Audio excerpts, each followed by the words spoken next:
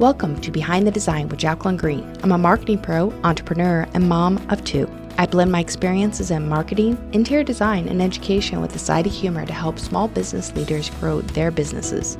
Get ready for some practical expert tips from someone who knows the industry inside and out. Now let's jump in today's topic. Hey, entrepreneurs, have you ever thought about your social media and thinking, it's a little behind? Or maybe you're thinking, my competitors just make it look so easy and they're just moving along, getting all these clients, and here I am kind of stuck in the dark. Why isn't my social media working for me? Well, today we're going to talk about that. And we're going to talk about, it doesn't matter if you're an interior designer, an architect, a contractor, or any type of business owner. We're going to talk about why social media is important and how I'm going to give you some tips. I'm going to give you 8 tips to be exact. And I'm going to share with you these tips that might help you kind of elevate your social media game. Now, if you feel like you're asking these questions of yourself, trust me, you're not alone. One of the challenges with social media is that the algorithm's always changing. So what might have worked 3 months ago isn't working today. I have a lot of people that come to me and say, hey, I want my social media to look like this.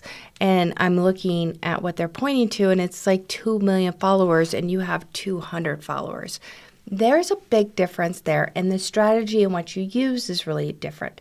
And so we're just going to kind of talk through this for a moment today and give you these 8 practical tips to really help you. And at the end, I have something for you, so make sure you stay tuned to the end. Now, my first tip is choosing a platform wisely. Now, this is really important. Which platform? A lot of times I hear people say, well, there's so many platforms and you're supposed to do this on this platform and that platform and blah, blah, blah, and it's overwhelming, right? First of all, just pick one. If you're new to this or you're struggling to really keep up with all the platforms, figure out which one is the best for your brand. And how you're going to figure that out is where your audience is hanging out. If your audience isn't hanging out on that site or on that platform, then don't waste your time or money on the platform. Instead, really look at the platform and who they target. So Instagram, we know Instagram is all about visual. It's visual. It's a somewhat younger audience. You're looking at millennials, and you're also looking at Generation X. And it's now they're really pushing video. Video's kind of overcoming the actual just static. But it's really important to understand. Now, Facebook, if you're trying to reach baby boomers or Generation X, those are the biggest users on Facebook. And Facebook is great for, groups. They do a really nice job in their groups. Pinterest is ideal if you're an interior designer or somebody in that creative field, because what happens on Pinterest, people actually go out there looking specifically for design ideas. They're looking for inspiration. And so it's a really good channel if you're in more of a creative field. And then if you're looking at TikTok, TikTok's the newest thing, right? Everybody loves TikTok. Well, here's the thing about it, though. The biggest users in TikTok are very young. They're like the 18 to 24. So depending on who your audience is, TikTok may not be where you need to be. You may be thinking you have to be there, but you don't if your audience isn't there. So it's really important. And then one last I want to cover is LinkedIn. LinkedIn is so important if you're in a professional field, whether you're selling to other business owners, whether you're selling to people that are high professionals. You need to be on LinkedIn. I think it's often overlooked, but it's a great resource to hit that higher affluent audience. And so that's my first step, is understanding the platforms and which platform is best for you. Now, the second is creating a visual feast. People want to see visual pictures. And so it's really important that we create high quality pictures and images. Now, if you are photographing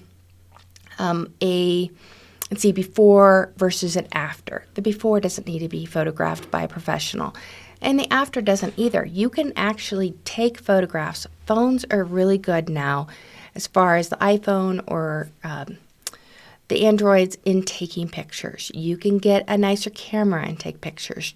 Work with the angles, work with the lighting, try different things. But, really focus in and make sure that you're putting really good high quality pictures out there.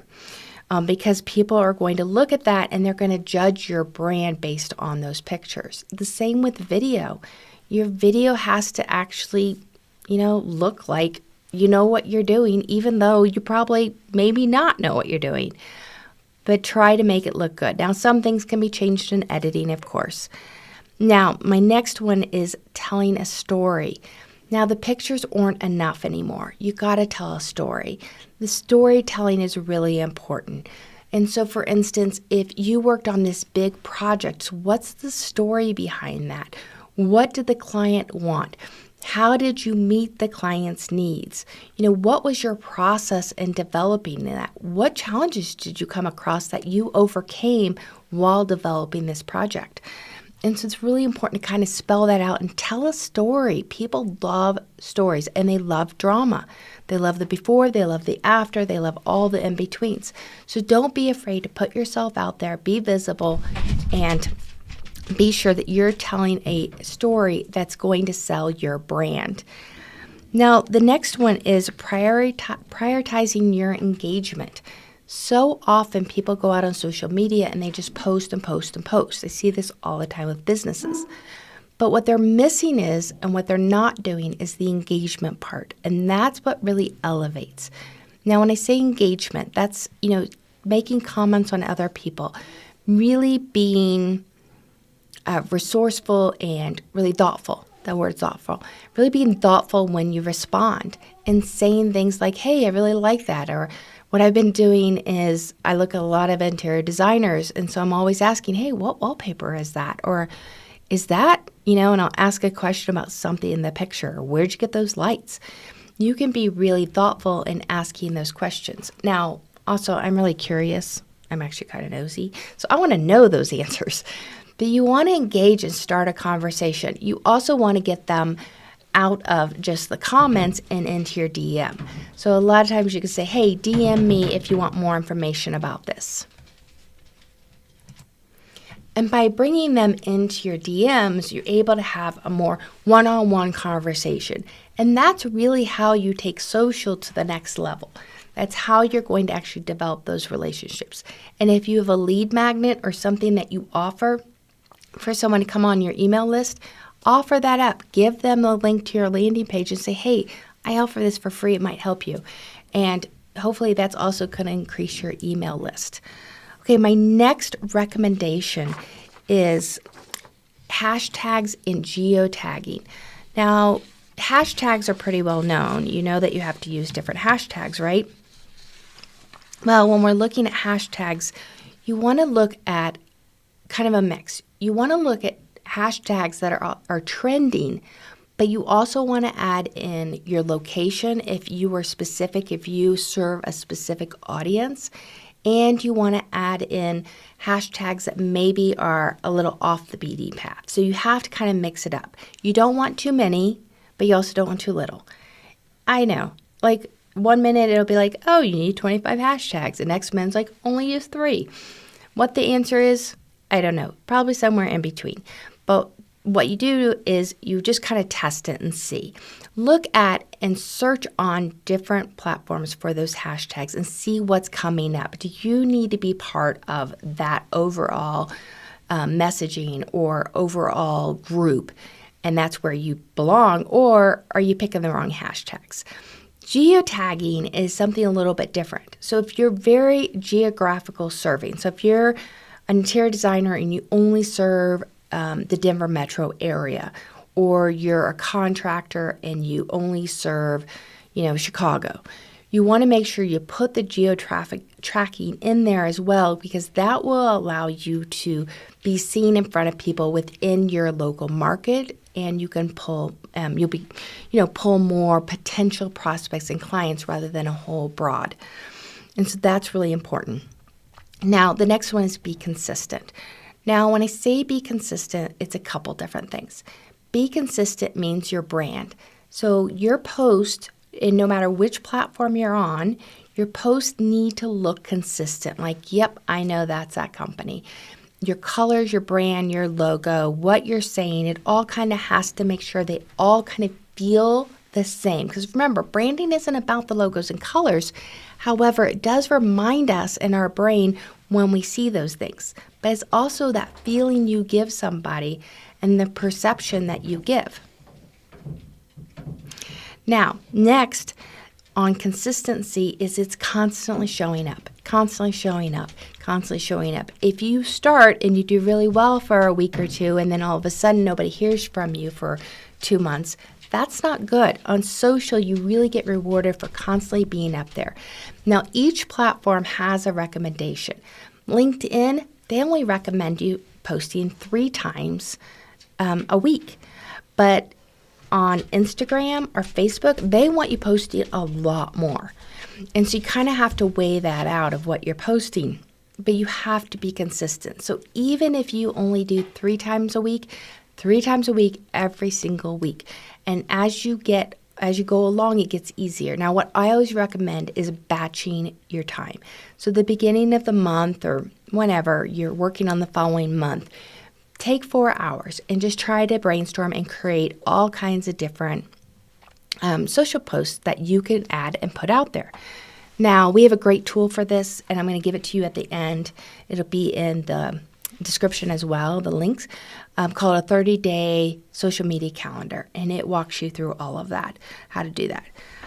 Okay, now the next one. You need to measure your success. By looking at the analytical tools that most of the platforms offer you, you need to look at what is working, what isn't working. Adjust your strategy. If you're posting all static posts and you're not getting feedback, it might be time to switch over and say, hey, maybe we need to post some carousels. Maybe we need to post some videos. Maybe we need to do this. We're finding video to be really helpful. It seems like people are engaging with that more often and will make comments. So keep that in mind, but you don't know how your social efforts are really working unless you start measuring them. So every month we look at the analytics and we track it and see over time what we're doing. You know, in all honesty, a social media marketing campaign is going to be 6 months to a year before you really see progress. I know that sounds really sad and maybe a little depressing. I get it. But here's the thing, there's so much clutter out there and they don't necessarily see you every time you're posting. And so you have to just continuously be there and keep doing it and measure and figure out what's working and what's not. Okay, my last tip, number 8, and this is the most important tip. Be authentic. Just be yourself. You don't have to be fancy. You don't need a fancy filter. You don't have to get all dolled up, even though I know I always do. But be yourself. Be authentic. Bring your voice to it. If you're running a small business, you have a personal brand and you have a company brand. There are differences between those two brands, but if you're the face, your personal brand is part of that. And so it's really important to kind of understand that and bring that out. People can tell. They can tell if you're not being authentic. They can tell if you're being overly hyped and you're really kind of a laid-back person. They can tell if you're not being who you say you are. You just can. It comes across. I don't know how, but it does. All right. So thank you very much for listening. I hope these 8 tips really helped you. Now, I told you I had a little gift for you. We have the 30-day social media calendar, and we normally charge $19.99 for that, but I'm going to give it to you for free. So there's a link in the description. Check it out. There's also a discount code. Use the discount code, and you can get that. And this will walk you through, how to structure your efforts, how to create, gives you inspiration, gives you content ideas, captions, gives you even AI prompts. It gives you everything. And whether you do that for 30 straight days or you spread that out over 2 months or 3 months, it's up to you. But there are some really good ideas in there, so I want you to check that out. So be sure to put it in the description. Also, do me a solid and be sure to subscribe to our channel. The more you subscribe, the more people see it. Apparently, YouTube really likes that. And so make sure you subscribe And, keep listening because we have some more great tips for you. All right, you have a good one. See you on the next video.